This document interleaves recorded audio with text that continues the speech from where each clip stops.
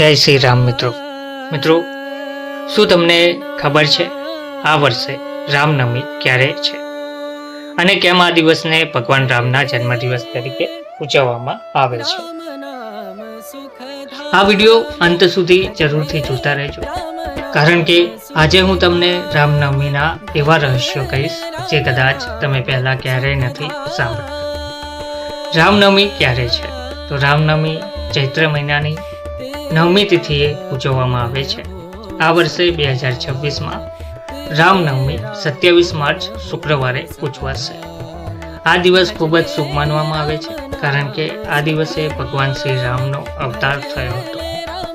ભગવાન રામનો જન્મ અયોધ્યાના રાજા દશરથને ઘણા વર્ષો સુધી સંતાન ન હતું. તેમણે યજ્ઞ કર્યા અને પછી માતા કૌશલ્યાના ગર્ભથી જન્મ લીધો ભગવાન શ્રી રામ.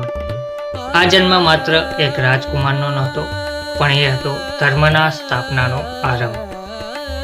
રામનું જીવન શું શીખવે છે? ભગવાન રામને મર્યાદા પુરુષોત્તમ કેમ કહેવાય છે?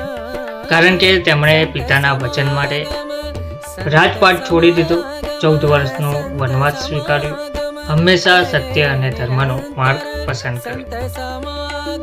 આજના સમયમાં આપણે પણ એમના જીવનમાંથી શીખી શકીએ છીએ કે સાચું શું છે અને ખોટું શું છે. રામનવમીનું મહત્વ. રામનવમી માત્ર તહેવાર નથી, આ એક જીવન જીવવાની રીત છે. સત્યનો માર્ગ અપનાવો, માતા પિતાનું સન્માન કરવું, હંમેશા ધર્મ સાથે રહેવું. આ છે રામનવમીનો સાચો સંદેશ. કેવી રીતે ઉજવાય છે રામનવમી? તો આ દિવસે લોકો શું કરે છે? આ દિવસે લોકો ઉપવાસ રાખે છે, મંદિરમાં જઈને પૂજા કરે છે, રામાયણનું પાઠ કરે છે, ભજન કીર્તન કરે છે. કેટલાક સ્થળોએ તો રામ જન્મની ઝાંખી પણ કરવામાં આવે છે. હવે મને તમે કોમેન્ટમાં જરૂરથી જણાવજો કે તમે રામનવમી કેવી રીતે ઉજવો છો, અને જો તમે પણ ભગવાન શ્રી રામમાં માનતા હો તો કોમેન્ટમાં જય શ્રી રામ જરૂરથી લખજો. ભગવાન શ્રી રામ તમારા જીવનમાં સુખ, શાંતિ અને સમૃદ્ધિ લાવે.